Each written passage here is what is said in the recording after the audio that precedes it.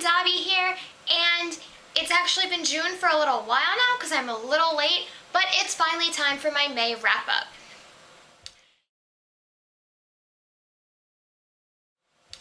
Now I will say that May was actually also the 1-year anniversary of my time on BookTube, and I had planned to do a special video on that, but May is also always crazy, so I was doing a whole bunch of other videos and I didn't have time, which is why this one's also like 9 days late, 10 days late. I'm gonna get into what I read in May, and like I've done in previous months, I am going to go by when I finished the book. So it might not necessarily be in order of when I started it, but it's when I finished. I ended April listening to the audiobook for Opposition, which was the final book in the Lux series. Like all of the other ones, I gave this 4 stars. I enjoyed it. It wasn't quite what I was hoping for in a finale of a series that big. And I feel like a lot of other people have felt the same way. I honestly, it's been over a month now since I finished it, so I don't remember exactly what my issues were. I just remember being a little bit underwhelmed, which is a little strange considering I love every single one of Jennifer L. Armentrout's solo books. Anyway, May 2nd hit, and with it came a whole bunch of books, 2 in particular that I feel are most important to talk about. The first one being Always and Forever, Lara Jean. I was so excited to get my hands on this book, and again, I ended up a little bit underwhelmed by it. I did give it 4 stars, but I think those 4 stars were mostly just because I was already obsessed with the characters. The first half of the book, not much happened. It took a full half of the book for the plot to finally get started, and then the ending also felt a little bit rushed. But I did really enjoy seeing these characters again. I feel like it was just very obvious that this book was not originally meant to exist, and honestly, I think an epilogue would have sufficed. Sorry, I love you, Jenny Hun. This was a lot longer than it needed to be, and it wasn't even that long. Sorry. If you want to hear more, I do have a video for this book, which I will have a card for, and I will link below. Next was the second book in my May 2nd must-reads, and I was dying for this book. A Court of Wings and Ruin by Sarah J. Maas. This was the 3rd and final book in the ACOTAR, or A Court of Thorns and Roses trilogy, and I loved it. I gave it 5 stars. I had pre-ordered this for a signing, so that's why I read Always and Forever, Lara Jean first. I was like, oh, I'm gonna wait to get my book at the signing. Yeah, no, because I finished Always and Forever with like 7 days before the signing. So yeah, no. Anyway, I ended up finishing this book literally at the signing. I had about 50 pages left when Sarah started talking, and I think I was like 196 in line. So I finished it while 195 people were signing before me. And there's actually a really cute picture in my review of this book that I posted that is Sarah and her husband laughing at me because I was pointing out where I was crying when I was at the end of this book because I cried. I'm not going to really say anything about this book because it was all of the ones I've talked about so far were like last books in series, and anything I say will be a spoiler, but this one was 5 stars. It was great.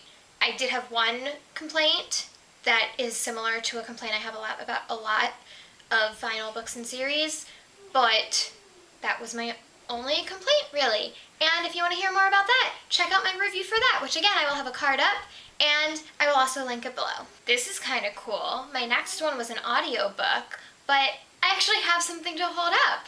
I read Leave Me by Gail Forman. This is an adult novel by Gail Forman, who previously wrote If I Stay, Where She Went, Just One Day, Just One Year. Oh, and I Was Here. I loved all of those books. So I read Leave Me. I don't usually read adult novels, but I really enjoyed this one.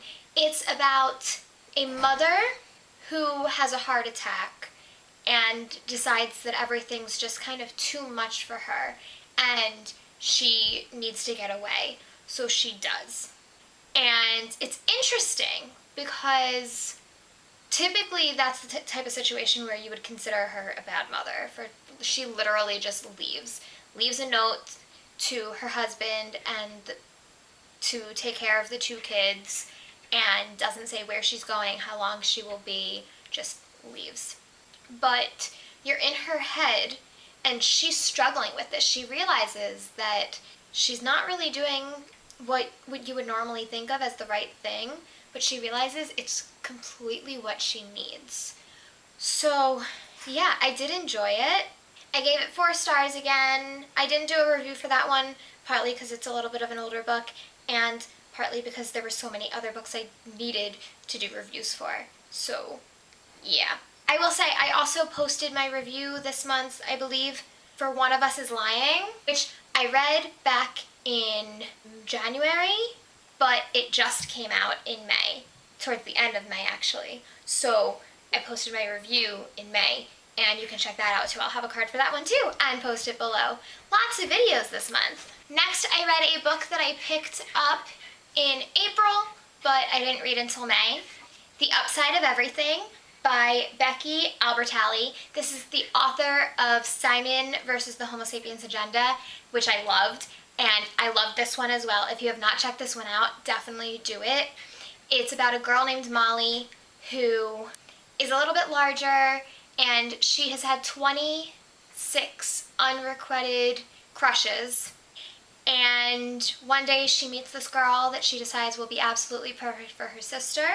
But as they start to form her sister's first real relationship, Molly is scared that she's going to be left behind. While at the same time, there are a couple cute guys around that means maybe she won't be as left behind as she thought. Who knows? Maybe not everything will be unrequited. But it's really cute. I loved it. There's friendship. There's talk about what it means to be family and growing up and moving on from each other but still sticking around. And I love it. It's a great Pride Week read if you're looking for something like that as well. I gave it 5 stars. It was adorable. I believe that was rounding up, but still adorable. And I did do a review, so I'll have a card for it and I'll link it below. I'm almost out of cards, aren't I? Next up, I read Seeker by Veronica Rossi, which is one I would normally have a review up for, but I did too many reviews this month. Anyway, this was the sequel to Riders. I believe it was the second in a duology because it seemed like it had a real ending. The series just doesn't hold my interest, and this month in particular it was being compared to a lot of books that were really amazing and from my favorite authors in the entire world. So, sorry, it was a rough month for this book to come out. I gave it 4 stars, so I think the ending, because it did have a good ending, I think it was at 3 stars for a while, but then the ending pushed it up to the 4 stars. If you enjoy horsemen and some like fantasy and being sucked into a different world, totally check it out. There were like dimensions and problem solving and romance. I did really enjoy the romance in this.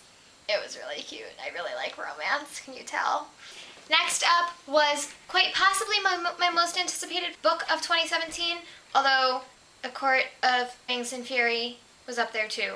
So I guess my 2 most anticipated both came out this month, I think. Anyway, next was Lord of Shadows by Cassandra Clare. I love Shadowhunters, can you tell? I'm actually playing The Sims right now, and I put 3 Shadowhunters in my Sims game, because that's my life. Oh, I also put Feyre in there. Anyway, this is the second book in the Dark Artifices series. It is the sequel to Lady Midnight. I do have a review for it. I did give it 5 stars. It was fantastic. Any problems I had with the first book in this trilogy was not a problem in this. I still had like 1 problem with it, which wasn't even really a problem with the plot of this. It was just a problem with like fandom stuff. This book was amazing. It was absolutely amazing. I cried, I laughed, I squealed. I'm dying to know what happens next. Again, I will link my review with a card up there, and I will link it below as well. Everybody needs to read this book, but you need to read the 10 books that come before it first. Apparently that was it for the books I finished in May. I did end May in the middle of the audiobook of Room by Emma Donoghue, and pretty much all I knew about this book going in was that it was told from the perspective of a kid who had spent his entire life trapped in a room where his mom had been kidnapped before he was born. And that's what this book was about, and it was told from his perspective. And it was really interesting in audiobook because you're hearing from a 5-year-old, which is kind of crazy. Anyway, I'll talk more about this in my June wrap-up because I finished it in June. That makes sense, right? I have one more book I need to talk about. I picked it up in May. I did not get a chance to read it. It came out the same day as Seeker, and I ended up going with Seeker first just because it was the second in a duology, and this one was of a brand new series. Flame in the Mist by Renee Ahdieh. I absolutely adored her previous books, The Wrath and the Dawn and The Rose and the Dagger, so I'm really excited to dig into this. It's kind of had a little bit of mixed reviews so far, but I loved her other books, so I'm definitely going to give this a try. I just don't know when. I would like to soon, but yeah, June came along with BookCon, so I have a lot of books to read. Anyway, that is it for my May wrap-up. I'm really late, and I'm sorry about that, and I've already read some books in June that I need to talk about, and I need to talk about BookCon, and that will be a separate video. But yay, that was May, woohoo! Happy 1-year anniversary to me! This was a crazy month with like a lot of books that I really loved in it, and I will have all of those videos I talked about below, and you can click up there for all of the cards, and go check them out, because I fangirl a lot in those videos. A lot. Like, a lot. These 2 books go up here with no room for them, and these 2 books go up here with no room for them either. I have to rearrange my entire bookshelf. If you like this video, don't forget to give me a thumbs up and subscribe by clicking up here. Follow me on Twitter at ReaderGonnaRead, and I will talk to you next time. Bye!